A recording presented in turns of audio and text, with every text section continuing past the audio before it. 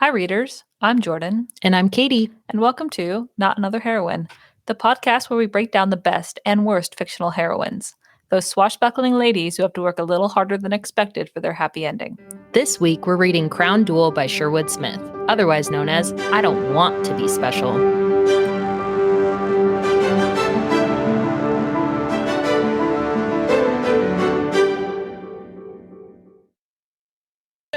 All right, let's set the stage. Yes. Okay, open curtain, and we meet Mel.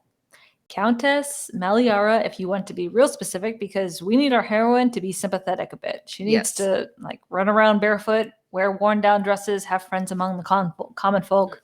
She needs a nickname. Yeah, so she calls herself Mel to put a little distance between herself and the aristocratic identity. Aristocratic, yeah. Aristocratic. Yes. More on that reoccurring theme later. And we the reader, think, yeah, okay, poor little, literally, rich girl. Give us your story. Yes. And I think that's kind of funny because we talk about it. So we recorded this where we did our question and answer, which I think is episode 3 first. And then we recorded this. But we have a whole fucking we go down on this one. Yeah, because you kind of don't like her at first. Yeah, okay, so that came out a little snarkier, but when you start to think about it, we see this heroine structure again and again and again, and at the end of the day, I'm okay with it. You're okay with it because it's repeatable and it works. Yep. Right? It's a trope, but tropes exist for a reason. It's enjoyable. Yeah, right? Yeah.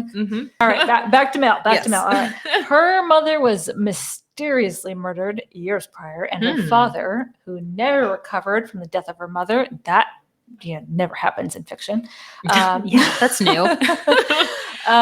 So don't worry though. Mel has a somewhat normal and healthy relationship with her slightly older brother. And by slightly, I think Mel is around 16, 17, 18, that range. Yeah. Bran is 21? Yeah. So he's probably 4 or 5 years older than her. It's the cool older brother thing going on. Oh, look, cool is relative. Yeah. Right? Bran, maybe not cool in this case.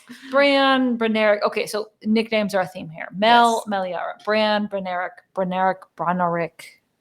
Bran. Okay, so he is I hesitate to say unsung hero at this point, because he's like a well-meaning LeFou to Mel's clumsy Gaston. Disney reference. I live for those Disney references. It's right? true though.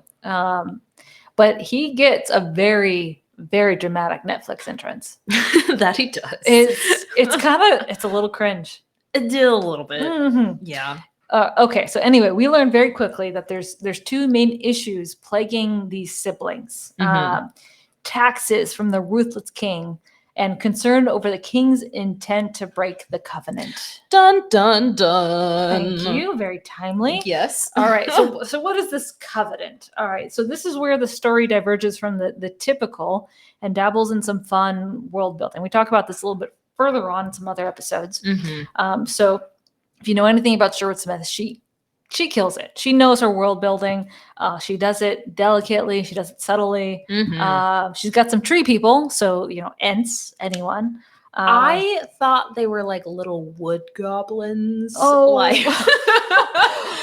Oh dear. Or just little people that are wood little tree guys. Oh dear. Okay, but that's fair though, because she's so vague in her descriptions of the hill folk. That's what they're called. The hill folk. These are the tree people. They're magical in their nature. It's kind of up to the reader to decide exactly how to picture them, and that's okay, right? It's fun. Yeah. It feels like I can take whatever interpretation I want to without it feeling forced.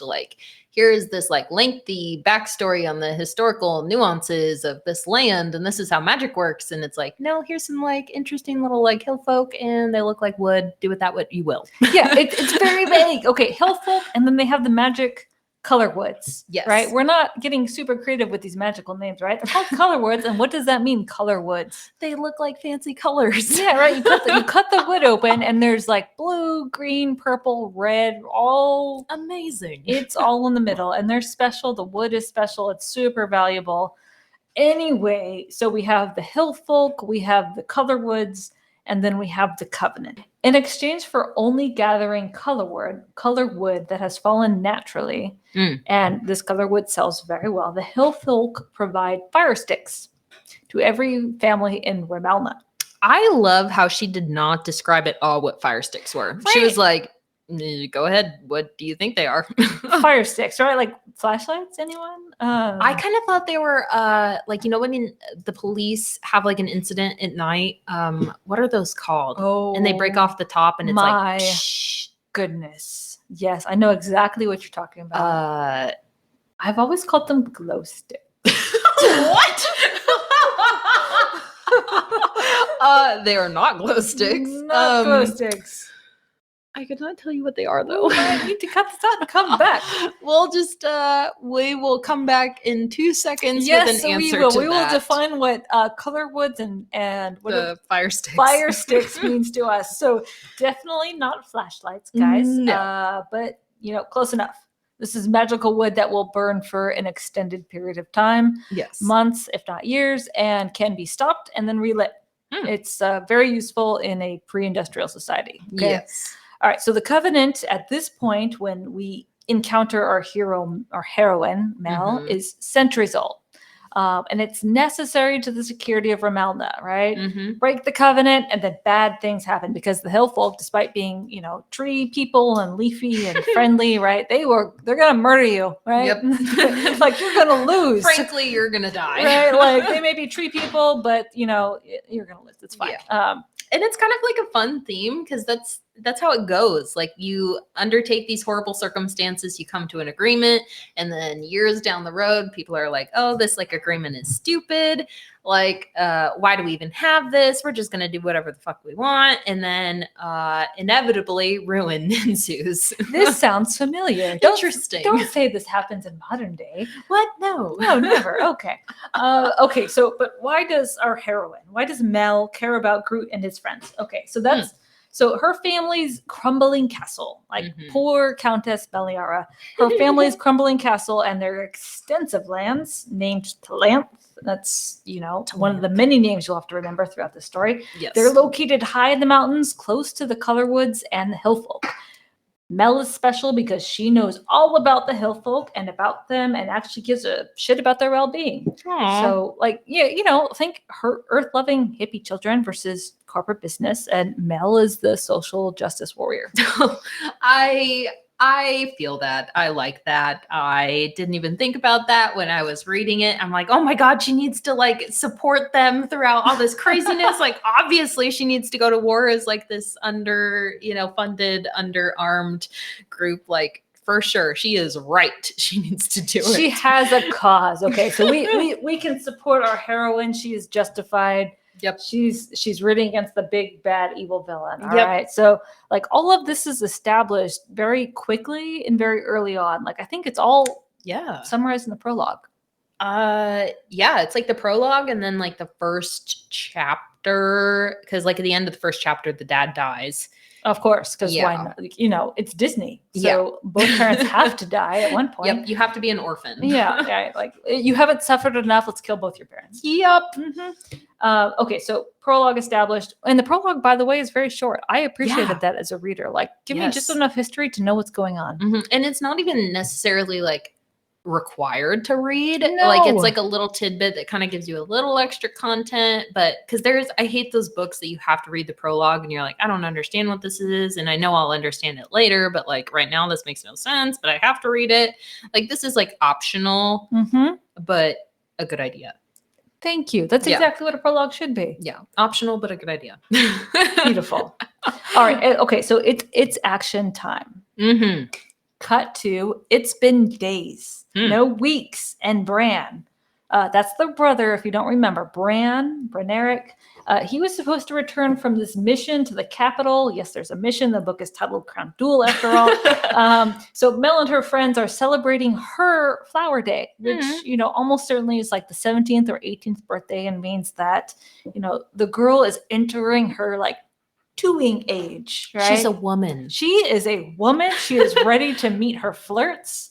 Oh, I love that they're called flirts. It's cute. It's cute. I like it. It's a nice way to introduce like a romantic angle without making it a hyper focused, right? Yes. Yeah. They're a flirt. It's a flirt. It's toing. It's a thing. Okay. Mhm. So, but all of this, her flower day, it's all overshadowed by concerns of war and general poverty, as it should be, right? Yes. Like that's reasonable concerns. right? Like, are you gonna have a happy birthday if these things are like overtaking your everyday life? Yep. Okay. So, like Mel, she's wearing a horse blanket, right? She doesn't have proper clothes. She's a countess. She's a countess. She's poor. Yeah, Okay, she's wearing a horse blanket. She is. I mean, like even if she had the option to wear a nice dress, I don't think she would. No, she's totally like voluntary horse blanket wearer. Yeah, but she's like reveling in like the downtrodden. Yes. All right. So, well, there's also this whole theme of like Mel's general lack of enthusiasm for the symbolism of the flower day. Mhm. Like she just doesn't get it. She's not relationship crazed. She's not motivated by it. There's like no childhood friend or rival waiting in the wings, like to sweep her off her feet. Mhm. Like she's just a girl trying to pay her dad's taxes and save the trees. I feel very I like love this. Because I feel like there's a lot of times that you immediately want the love interest. It's very like immediate gratification. But Mel is just so innocent. And she's like, how could I think about flirting? Like, I have all these concerns. Like, boys are still gross. It's like kind of like, oh, like she's just a little social justice warrior right now. But girl, she gonna see. Innocence not a word I would like. It didn't come to mind to me for her when I was reading this, but it's so true. Yeah. She's very innocent, but she goes through a lot of shit. Yeah, she has earned that to just like ignore boys. Like she needs to focus on like surviving. Yeah, like so despite her experience, she's kind of naive still to some certain aspects of life. Yes. Right? Yeah. Innocent and naive. She's having her birthday, right? It's supposed to be this happy day, but it's kind of shitty because there's a lot of stuff going on. So remember, Bran, he went to the capital. He's been gone. He's been gone for days or weeks, right? So she's at her party. She's trying to have a good time. It's a struggle. But then from the shadows, a horse and rider emerges into the flickering firelight of the flower day party. Like this smallish crowd quiets and dread settles into the air, and the rider slumps forward off the horse. Who is it but Bran? Bran. Bran has returned, and he announces with, hopeless gravity that they're going to war. Boom, boom. Boom. Netflix. The like title slide, the like actor names, the like soundtrack. Make a movie at this point, man. Like, we've all seen that scene where, the dude falls off the horse and with that death-defying message. We're going to war. We're going to war. And then like the super dramatic, like dun, dun, dun. And then the title screen comes on immediately. This is what kicks off the story. Yes. It really does. Yes. So like at this point, we learn the king doesn't care about the taxes, right? Like the SDRs, that's the last name, right? They haven't been able to pay their taxes for a while. And the king doesn't care about that. But the King Galdran, to be specific, he wants those color woods. And he's sending his military, to seize the SDR property. And use the lack of payment of taxes to kind of seize the property, get the color woods, and take advantage of the hill folk. That's the whole premise right here.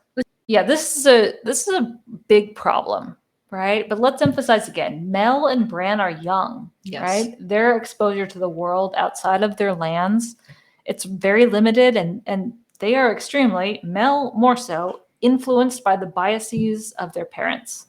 They were dicks about the aristocracy. Like, they're like, yeah, you guys are like royal, but the court's full of like liars, like, horrible. They're liars. They deceive. They want to make fun of you. Don't like them ever. And, Mel and Bran are a little impressionable. A little? Like, that's their entire identity. Like, we're the downtrodden count and countess of Talanth. We hate court. We hate aristocracy. Like, we're not like them. Yeah, it's a very much an us versus them kind of philosophy. And that's just directly a result of their parents influence. Yes. Totally understandable for an 18-year-old and a 21-year-old. Yeah, right. Like, you can't who also haven't been to court themselves. No. Like, Bran went for like a little bit, but like he's kind of a country bumpkin, so like Yeah. He obviously was not treated The very redheaded well. country bumpkins. Oh my God, it's worse. He's Ugh. redhead. So yeah, they're kind of screwed from the beginning. Yes. But anyway, so they're going to war. They rally. They start to plan. But given their limited resources, keep in mind they're poor. Like they live in the mountains. Like we're talking like Appalachia, West Virginia. Okay, like they don't got a lot of people. They don't have a lot of money. No. But they're a little smart. So like, what can they do? Guerrilla warfare. Gorillas. All right. They approach battle planning like those American revolutionaries testing out guerrilla warfare against the redcoats. Like yes. Undermine, retreat, repeat. It works all the time. It does. And Mel even like talks about that. She's like, oh, this is like fun. We just get to like pull funny like tricks on them and then like, dash away before they even know where we are. Like, this is easy. Okay, so this is where I really started to like Mel. Like, yes. Not that she's super unlikable in the beginning, but she acknowledges right at the start that she's not going to be effective at hand-to-hand combat. Yes. So she's smart. She thinks of ways she can be effective. Yes, which was nice because like a lot of the times fantasy romance will like emphasize these people that are like magically super good at, sword fighting or hand-to-hand combat. So it's nice like getting this girl that's like, no, like I cannot do any of that. I suck.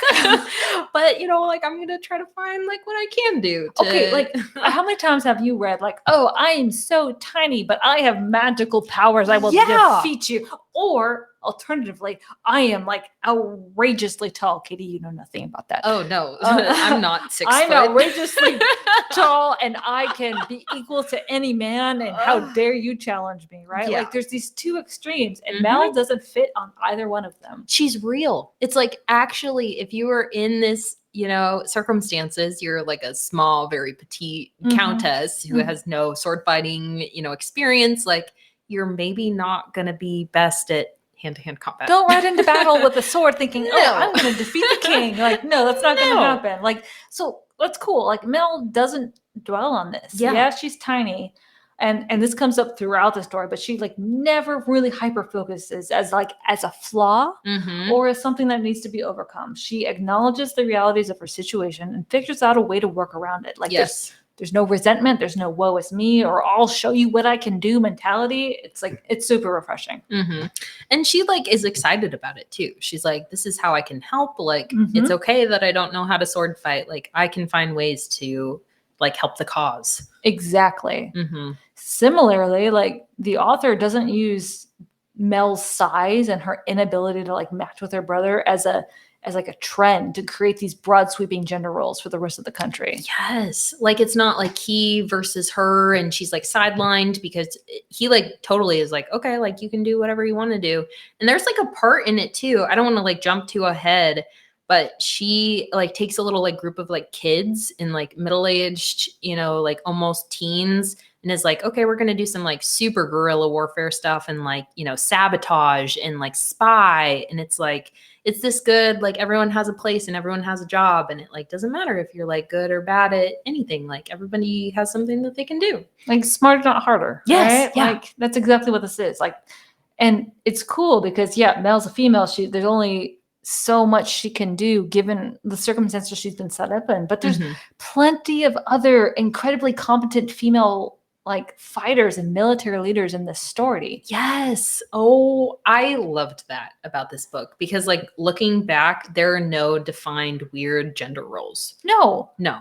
There's no sense of like, oh, I'm a dude, I can do this. You're a woman, you can do this. It's not even an undercurrent at all. It's just everyone can do anything and just depends on what they are suited to.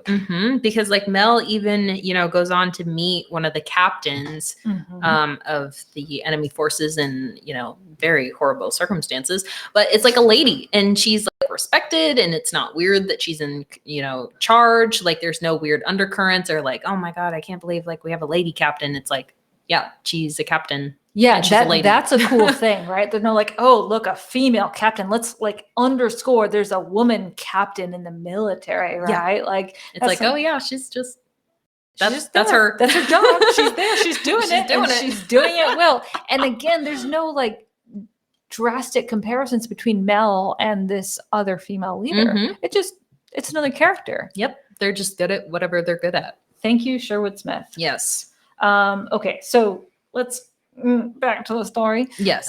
So Mel's lack of combat skills is relevant because there's this code of war in Ramelna. And it's implied that there's this code of war that applies for other countries on the same continent, and it forbids the use of ranged weapons. Oh, yeah. So you mean bows and arrows? Bows and arrows. How very inconvenient for our Robin Hood heroine. That it is. But it's a super cool plot device, right? Like we have the Geneva Conventions in, you know, modern day, right? But we have Geneva Conventions in Fantasyland. Yeah. It's nice that there's like certain things that are outlawed that then kind of push the story along.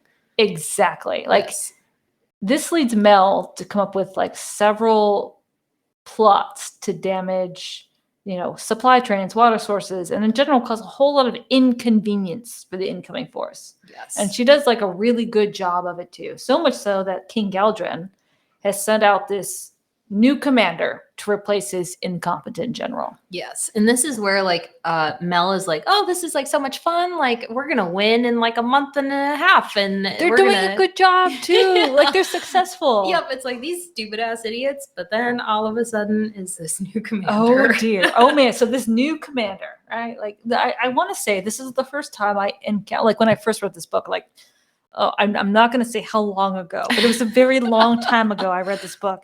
And I encountered the word foppish.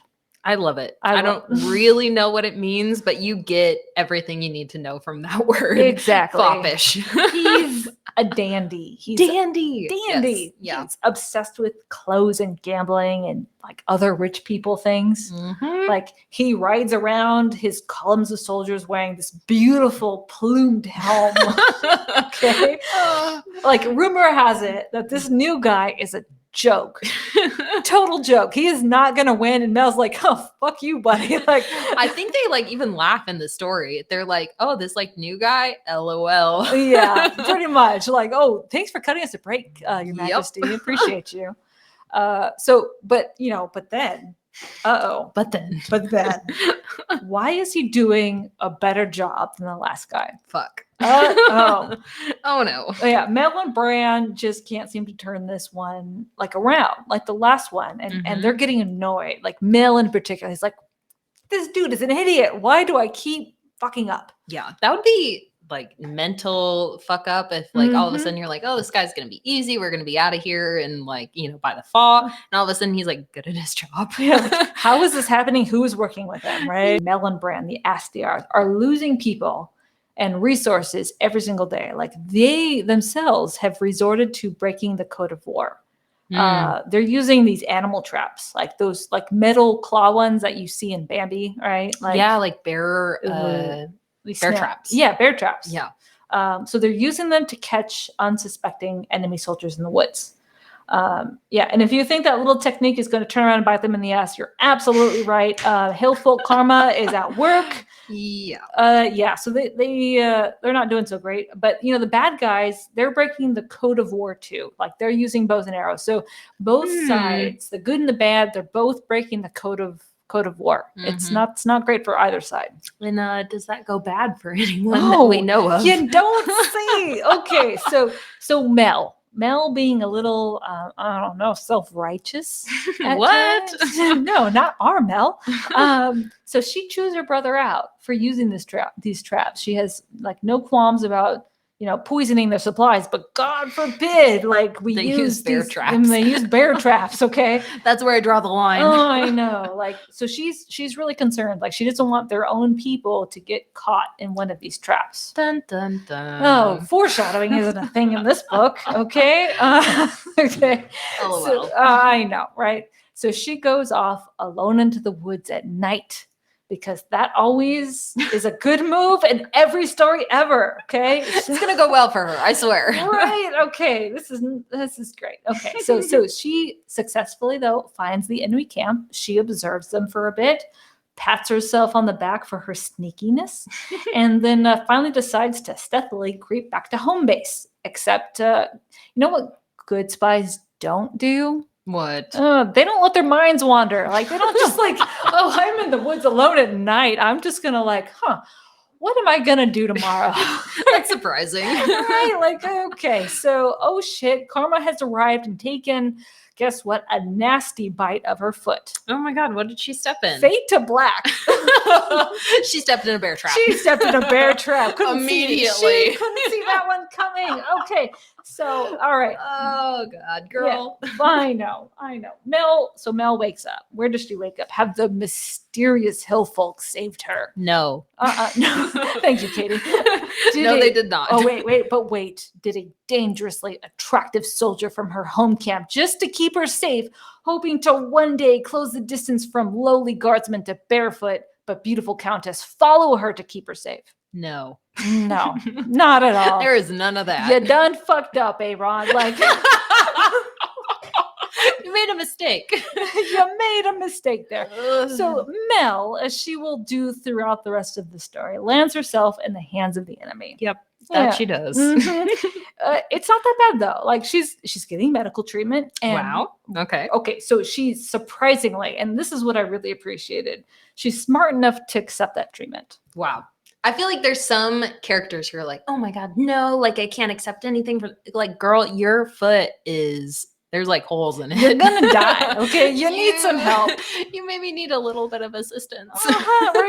We've all seen that heroine who's like, I'm so proud, I will not accept. I'm strong and I'm just gonna get through this. It's like, no, you are not. Yeah. And so Mel, like, despite her age, right? She's young, she's inexperienced. She's like, this sucks. Yeah. Like, it does. I need some help right now. So she, she gets some treatment, like, and she meets her interrogator, who is, an interrogator is pretty friendly.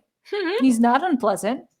Interesting. Which is, I feel like, a more effective like interrogation method than like immediately going to like, let me, pull your fingernails out. Right. I wonder. maybe that has applications in the real world, right? Like, who knows? Like a friendly, unpleasant, or pleasant, I should say, interrogator. Oh, and she's getting food.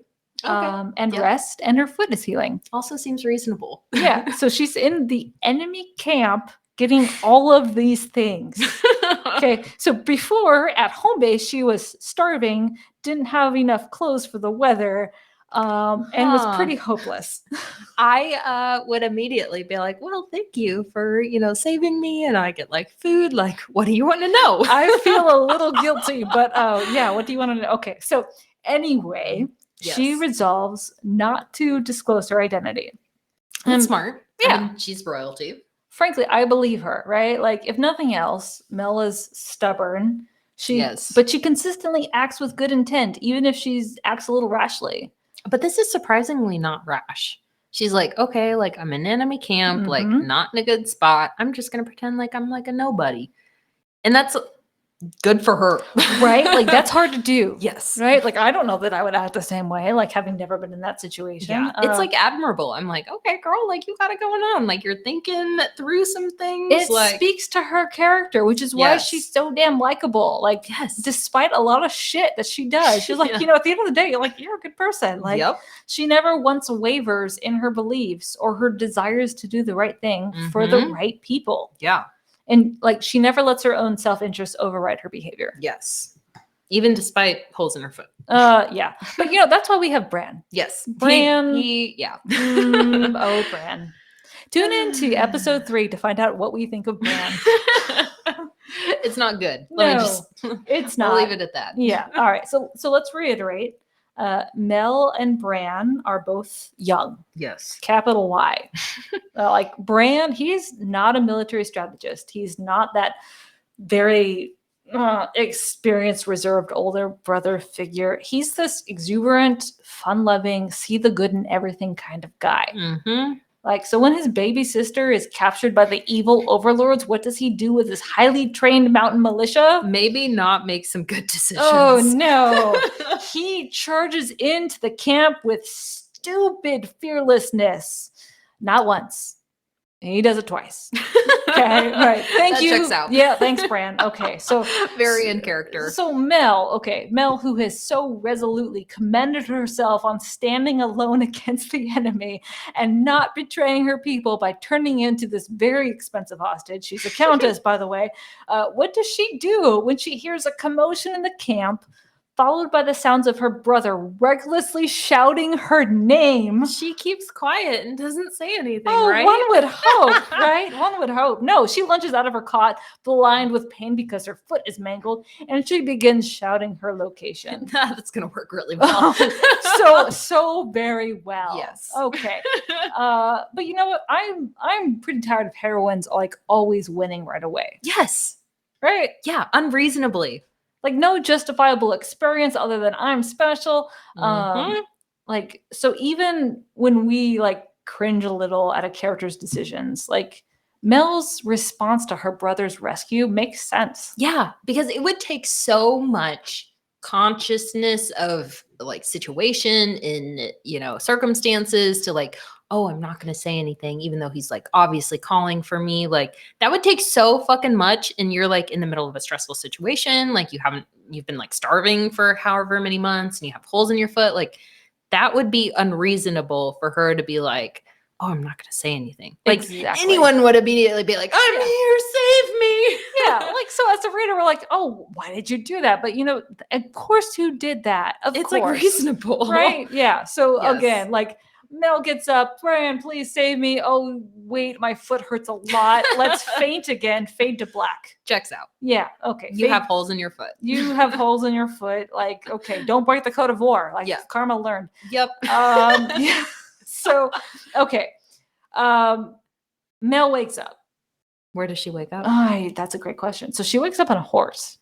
That's interesting. Right? How is she seated? I don't know, because if I have a mangled foot, you can bet your ass I'm not riding a horse by myself. Hell no. No. I am not even walking. I am going no. full in bed. You need to take care of me.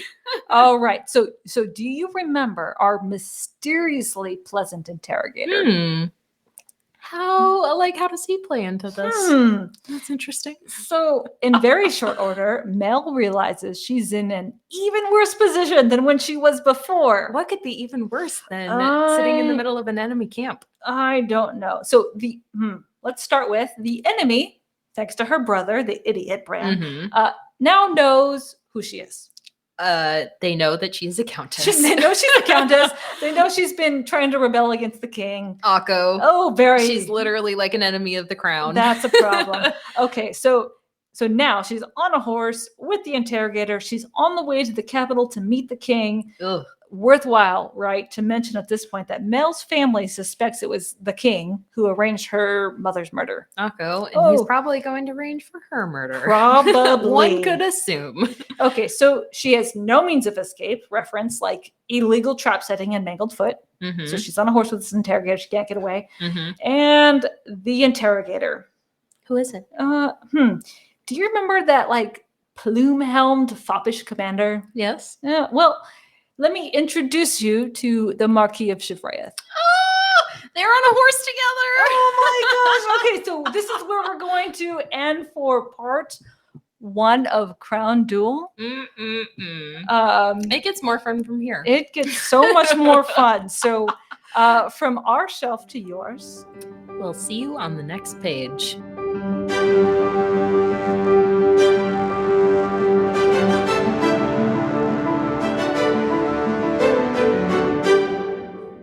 Hi, readers. If you'd like to help us pick our next book, send us a message on Instagram. Or if you'd like to just listen, we post new episodes every Monday on Spotify, Amazon, or Apple Music. Thanks for listening.